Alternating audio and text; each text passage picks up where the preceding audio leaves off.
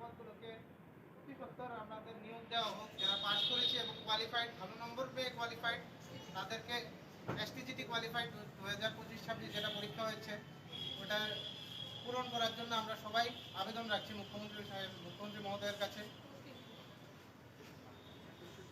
Post increase করার জন্য।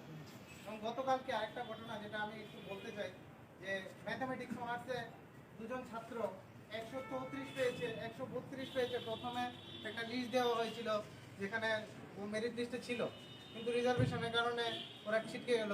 134 পেয়ে যদি ওরা সিকিউর না হয়, আমরা তো 90, 94, 90 এরকমই নাম্বারের, আমরা ম্যাক্সিমাম এরকমই নাম্বার, তা আমরা এখন একদমই আনসিকিউর ফিল করছি। তা আমরা জেনারেল হয়ে কি আমরা এত অপরাধ হয়ে গেছে? আমরা মেরিটের বেসিসে কি কোনো কথাই বলতে পারবো না? শূন্য পদ আছে, শূন্য পদ থাকা সত্ত্বেও আমরা কেন আমাদের নিয়ম আমরা চাকরি পাবো না? কিন্তু যারা 74 পেয়ে গেছে, ওরাও কিন্তু চাকরি করবে, ওরা রাজ্যের স্কুলগুলো চালাবে। আর আমরা 91, 92, 3, 4, 5 আমরা চাকরি পেতে যাচ্ছি না। আজকে দেখা যাচ্ছে ওইটাই শ্বাসকষ্টের কারণে ওইটাই দেখা যাচ্ছে। কিন্তু 74 যদি স্কুলগুলি চলতে পারে, টিচার যদি চালাতে পারে, আমরা তো পারবো স্যার। স্যার আমাদের জন্য কিছু করেন স্যার। স্যার আপনাদের সকলের কাছে আমাদের বিনম্র অনুরোধ, আমাদের জন্য কিছু করেন। স্কুলে ইনক্রিজ করেন স্যার, 700 থেকে আমাদের স্কুলে মানে যত সম্ভব আমাদের ইনক্রিজ করে দেন। আমরা সেবা দেবো স্যার। আর আমরা আপনার কাছে শপথ নিচ্ছি যে আমরা স্কুলগুলো মানে খারাপ চালাবো না। আমরা একটা রাজ্যকে একটা ভালো একটা স্তরে নিয়ে যেতে যাব। হ্যাঁ, আমরা অতটাও মানে কি বলবো,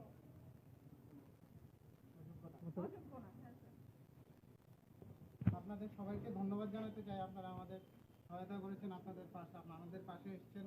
সবার কাছে আমরা অনুরোধ রাখবো কেননা আগামী দিনেও আপনাদের সহায়তা আমরা একান্তভাবে কামনা করছি। আপনারা সবাইকে ধন্যবাদ। না এখনো আমরা যাইনি। আমরা যতটুকু একটা স্যারের একটা বক্তব্যে আমরা শুনেছিলাম যে সেকেন্ডারি এডুকেশনের কাছে ম্যাক্সিমামটা পাঠানো হয়েছে, যে এ ব্যাপারে বিবেচনা করা হচ্ছে। আমরা একটা কথা শুনেছি, এটা কতটুকু আমরা তো জানি না, আমরা ছাত্র, আমরা কীভাবে বিবেচনা করতে পারবো।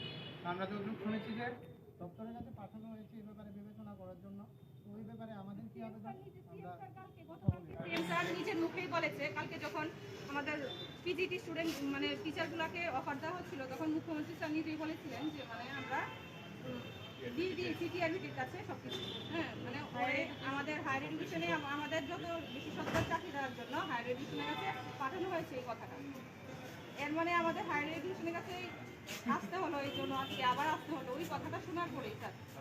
এখন স্যার আমরা তো চলে আসছি, এখন আমাদের এডুকেশন ডিপার্টমেন্ট আমাদের বলে দিয়েছে ঠিক আছে আমাদের জন্য কিছু করতে তারা পারবে, এরকম না যে রাজি নেই, কিন্তু ওরা বলেছে যে আপনারাও কিছু করতে হবে না। শুধু ওরাই আমাদের এডুকেশন ডিপার্টমেন্টে শুধু কিছু করতে পারবে না স্যার। হ্যাঁ, আমরাও তো স্যার, আমরাও জানি স্যার, আপনি যদি চান আমাদের পোস্টগুলি ক্রিয়েট করতে পারেন স্যার, আপনি